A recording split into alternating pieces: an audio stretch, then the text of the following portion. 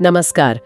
आज हम एक ताज़ा तरीन घटनाक्रम पर बात करने वाले हैं जिसने दक्षिण एशिया और मध्य पूर्व की भू राजनीति में काफ़ी हलचल मचा दी है। ये है सऊदी अरब और पाकिस्तान के बीच कल रियाद में साइन हुआ स्ट्रेटेजिक म्यूचुअल डिफेंस एग्रीमेंट। हमारे पास इस समझौते से जुड़े कुछ दस्तावेज और एनालिसिस है और हमारी कोशिश रहेगी कि हम इसे परत दर परत खोलें कि ये समझौता असल में है क्या, ये इसी वक्त क्यों सामने आया और सबसे अहम इसके मायने क्या हो सकते हैं, खास तौर पर भारत के नजरिए से। बिल्कुल। और इस समझौते की जो सबसे ध्यान खींचने वाली बात है वो है इसका मुख्य क्लॉज कि किसी भी एक देश पर हमला दोनों देशों पर हमला माना जाएगा। औपचारिक नाम जैसा आपने बताया स्ट्रेटेजिक म्यूचुअल डिफेंस एग्रीमेंट है, पर ये एक पर हमला सब पर हमला वाला क्लॉज ही इसे आप कह सकते हैं सामान्य रक्षा सहयोग समझौतों से कई ज्यादा वजनदार बना देता है। हाँ, ये बहुत सीरियस कमिटमेंट लगता है। बिल्कुल, ये महज सहयोग की बात नहीं, ये एक साझा सुरक्षा प्रतिबद्धता की घोषणा है एक तरह से। तो चलिए इसी घोषणा की गहराइयों में उतरते हैं। सबसे पहले ये जो कल हुआ यानी 17 सितंबर 2025 को रियाद में, जहां सऊदी क्राउन प्रिंस और पाकिस्तानी प्रधानमंत्री मौजूद थे, इस समझौते का ठीक स्वरूप क्या है? क्या इसमें सिर्फ मिलिट्री पहलू हैं या कुछ और भी? देखिए, पब्लिक डोमेन में जो जानकारी है उसके हिसाब से तो मुख्य जोर आपसी रक्षा और सुरक्षा सहयोग पर ही है। और जैसे हमने कहा, ये एक पर हमला दोनों पर हमला वाला सिद्धांत इसका केंद्र बिंदु है। लेकिन ऐसे समझौतों में अक्सर सैन्य सहयोग के अलावा इंटेलिजेंस शेयरिंग, काउंटर टेररिज्म, यहाँ तक कि रक्षा उत्पादन जैसे पहलू भी होते हैं। अच्छा, अभी पूरी डिटेल्स तो बाहर नहीं आई हैं, पर उम्मीद यही है कि ये एक ब्रॉड सिक्योरिटी पार्टनरशिप की रूपरेखा है। ठीक है। अब सवाल उठता है टाइमिंग का। ये समझौता अभी ही क्यों? कोई खास वजह कि इसी वक्त ये दोनों देश इस तरह की फॉर्मल और मजबूत सुरक्षा गारंटी देने पर राजी हुए? कह सकते हैं कई फैक्टर्स एक साथ काम कर रहे हैं। पहला, जैसा कि कुछ रिपोर्ट्स में इशारा है, खाड़ी क्षेत्र में सुरक्षा को लेकर एक नई बेचैनी सी है। हाल में जो कतर में कथित इजरायली एयर स्ट्राइक की खबरें आईं और ईरान के साथ तो तनाव बना ही रहता है। इन सब ने रीजनल पावर्स को अपनी सुरक्षा व्यवस्था पर दोबारा सोचने पर मजबूर किया है, ऐसा लगता है। और सऊदी अरब के नजरिए से? हाँ, सऊदी अरब के नजरिए से देखें तो ये उनकी विदेश नीति में आ रहे एक बड़े बदलाव का हिस्सा लगता है।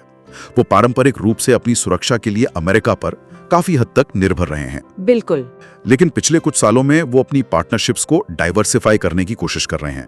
रूस से बात करना, चीन के साथ बढ़ते संबंध, ये सब उसी तरफ इशारा करते हैं। अच्छा, तो पाकिस्तान के साथ ये समझौता इसी कड़ी में एक और कदम है, अपनी सुरक्षा को और मजबूत करना और शायद अमेरिका पर निर्भरता को रणनीतिक रूप से थोड़ा कम करना।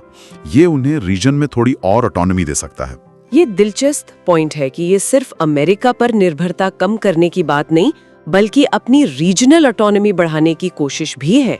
और पाकिस्तान के लिए इसके क्या मायने हैं? उनके लिए तो ये जाहिर है एक बड़ी कामयाबी मानी जा रही होगी। निश्चित रूप से पाकिस्तान के लिए ये एक बहुत बड़ी स्ट्रेटेजिक और डिप्लोमेटिक जीत है। सऊदी अरब न सिर्फ एक प्रभावशाली खाड़ी देश है, बल्कि इस्लामिक जगत में भी उसका एक खास मुकाम है। हाँ, बिल्कुल। उसके साथ इस तरह का फॉर्मल सुरक्षा समझौता पाकिस्तान को इस क्षेत्र में एक नई लेजिटिमेसी और स्ट्रेटेजिक डेप्थ देता है। ऐतिहासिक रूप से देखें तो पाकिस्तान और सऊदी अरब के बीच रिश्ते तो घनिष्ठ रहे ही हैं। पाकिस्तान ने सऊदी सेना को ट्रेनिंग दी है, सऊदी ने पाकिस्तान को आर्थिक मदद दी है। लेकिन ये समझौता उन रिश्तों को एक फॉर्मल और ज्यादा मजबूत मिलिट्री डायमेंशन देता है। और ये पाकिस्तान की उस कोशिश का हिस्सा भी हो सकता है जिसमें वो खुद को इस्लामिक दुनिया के एक जिम्मेदार और शक्तिशाली रक्षक के तौर पर पेश करना चाहता है। समझ गई। यानी दोनों देशों के अपने अपने मजबूत कारण है इस समझौते के पीछे। अब आते हैं उस सवाल पर जो शायद हमारे श्रोताओं के मन में सबसे ज्यादा होगा। भारत के लिए इसका क्या मतलब है? आपने कहा कि ये भू राजनीति में हलचल मचाने वाला है, तो भारत पर इसका असर कैसे और क्यों पड़ेगा? देखिए, भारत के लिए इसके कई स्तरों पर मायने हैं और इसे बहुत गंभीरता से लेने की जरूरत है। कम से कम 3 मुख्य एरिया हैं जहां इसका सीधा असर देखा जा सकता है। पहला और सबसे स्पष्ट है सामरिक संतुलन, स्ट्रेटेजिक बैलेंस। दक्षिण एशिया और मध्य पूर्व, ये दोनों क्षेत्र भारत की सुरक्षा और विदेश नीति के लिए बेहद अहम है। बिल्कुल। पाकिस्तान को सऊदी अरब जैसा शक्तिशाली रणनीतिक साझेदार मिलना, खासकर इस एक पर हमला दोनों पर हमला वाले क्लॉज के साथ, ये रीजन के पावर बैलेंस को निश्चित रूप से प्रभावित करेगा। ये पाकिस्तान को एक आप कह सकती हैं साइकोलॉजिकल बढ़त दे सकता है और भारत के रणनीतिकारों को अपने पश्चिमी पड़ोसी के साथ समीकरणों का रीअसेसमेंट करने पर मजबूर कर सकता है। यानी सिर्फ कागजी बढ़त नहीं, बल्कि जमीनी हकीकत पर भी असर डालने की क्षमता है इसमें। और दूसरा पहलू है मिलिट्री और टेक्निकल कॉपरेशन का विस्तार। ये समझौता सिर्फ एक पॉलिटिकल स्टेटमेंट नहीं है, इसके तहत ग्राउंड लेवल पर सहयोग बढ़ेगा। इसमें जॉइंट मिलिट्री एक्सरसाइज जो शायद पहले से ज्यादा कॉम्प्लेक्स और बड़े स्केल पर हो, अच्छा, इंटेलिजेंस शेयरिंग का नियमित आदान प्रदान और लॉजिस्टिक सपोर्ट यानी सामान, फ्यूल, मेंटेनेंस वगैरह में एक दूसरे की मदद करना, ये सब शामिल हो सकता है। अब सोचिए, अगर सऊदी अरब के मॉडर्न हथियार और रिसोर्सेज पाकिस्तानी सेना के साथ किसी तरह इंटीग्रेट होते हैं, हाँ, या पाकिस्तानी सेना को सऊदी जमीन पर किसी तरह की ऑपरेशनल सुविधा मिलती है, तो इसका भारत की सुरक्षा योजना पर सीधा असर पड़ेगा। ये लॉजिस्टिक्स और इंटरऑपरेबिलिटी वाला पॉइंट वाकई चिंताजनक हो सकता है। और तीसरा है डिप्लोमेटिक और इकोनॉमिक प्रभाव। सऊदी अरब और पाकिस्तान दोनों ही इस्लामिक सहयोग संगठन यानी OIC के प्रभावशाली सदस्य हैं। हाँ, OIC तो अहम है। बिल्कुल, 57 मुस्लिम बहुल देशों का एक प्रमुख अंतर्राष्ट्रीय मंच है।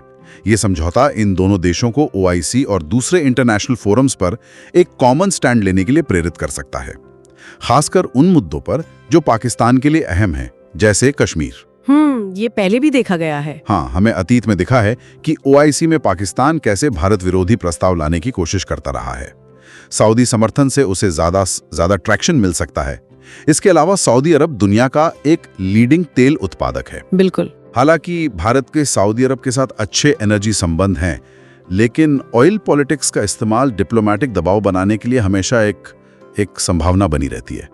आपने चिंताओं के 3 मुख्य क्षेत्र गिनाए: स्ट्रेटेजिक बैलेंस, मिलिट्री कोऑपरेशन और डिप्लोमेटिक इकोनॉमिक प्रभाव।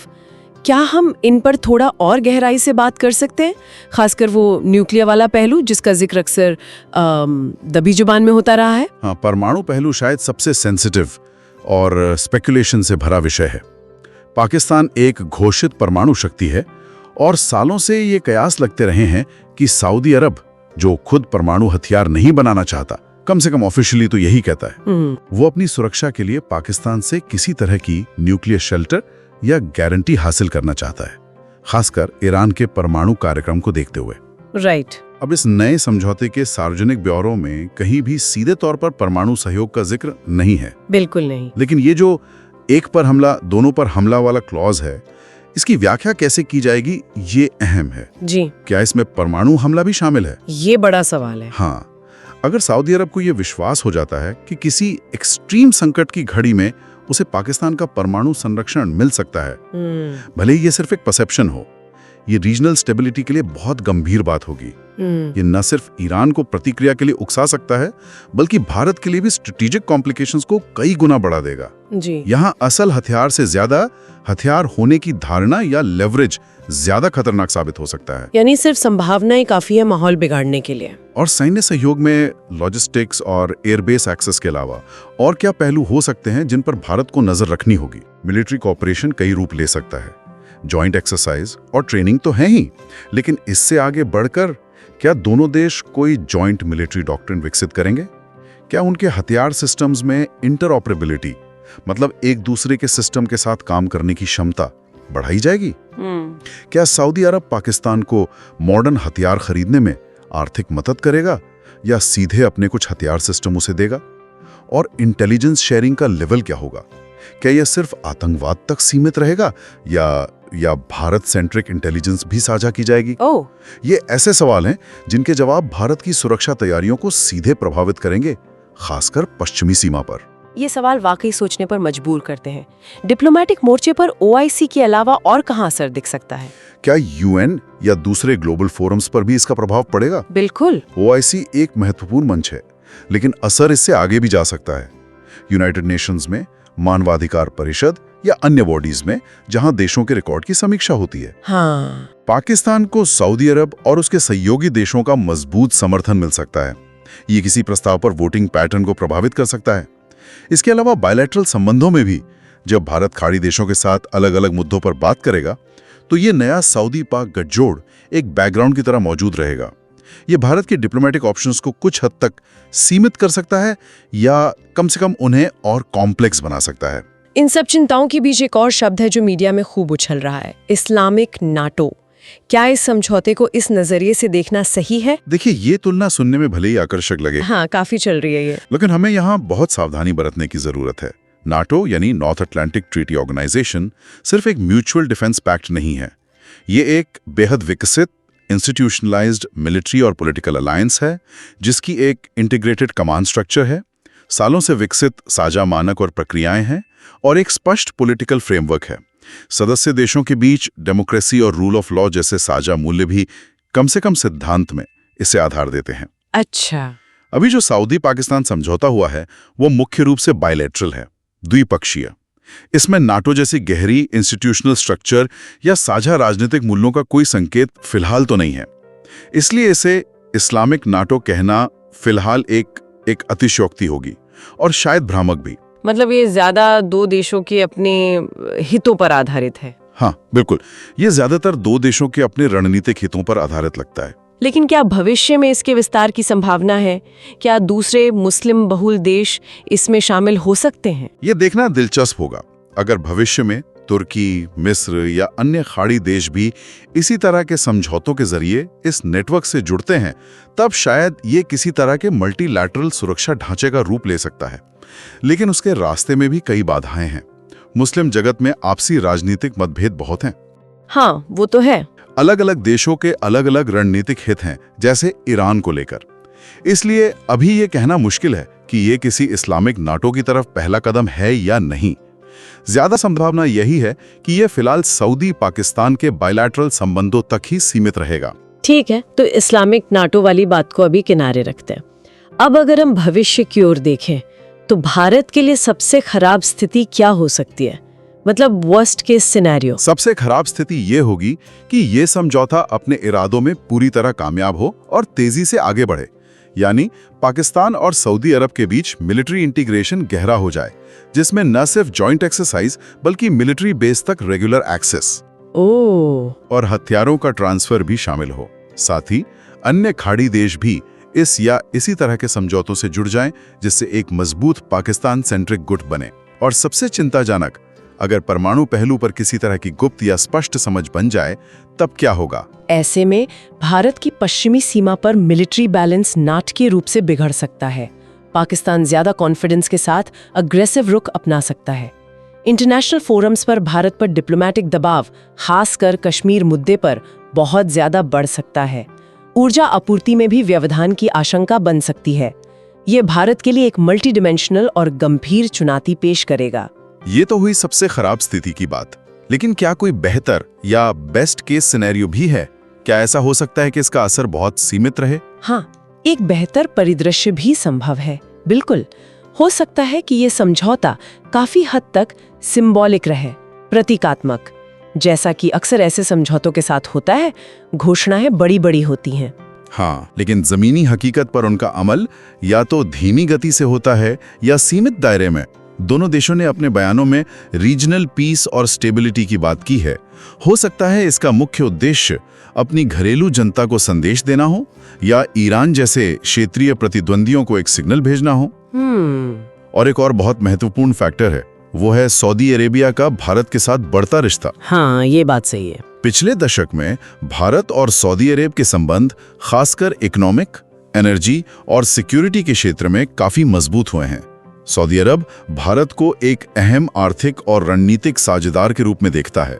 सऊदी लीडरशिप ने बार-बार भारत के साथ संबंधों को महत्व दिया है। अच्छा, इसलिए यह बहुत संभव है कि सऊदी अरब इस नए पाकिस्तान समझौते और भारत के साथ अपने स्थापित संबंधों के बीच एक नाजुक संतुलन, एक डेलिकेट बैलेंस साधने की कोशिश करे। वो शायद ऐसा कोई कदम नहीं उठाना चाहेगा जिससे भारत के साथ उसके रिश्ते पटरी से उतर जाएं। यानी वो अपने पत्ते बचाकर चलेंगे। बिल्कुल। अगर ये संतुलन बना रहता है तो इस समझौते का नकारात्मक प्रभाव काफी हद तक सीमित रह सकता है। ये संतुलन साधने वाली बात अहम है। यानी सऊदी अरब के अपने हित भी उसे शायद भारत से पूरी तरह दूरी बनाने से रोकेंगे। बिल्कुल। सऊदी अरब की विजन 2030 जैसी महत्वाकांक्षी योजनाओं के लिए भारत एक बड़ा बाजार और निवेश का स्रोत है।